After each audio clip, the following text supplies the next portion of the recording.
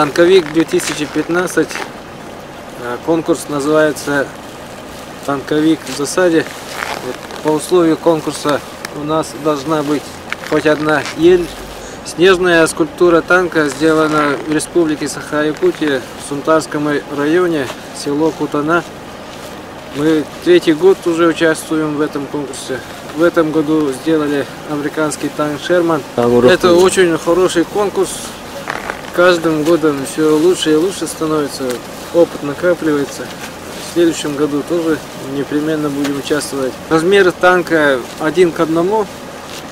То есть ширина танка 2,70, высота 2,60 и длина танка 5 метров, 90 сантиметров.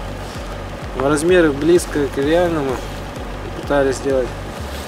Делали около месяца, работали. Работа была сложная.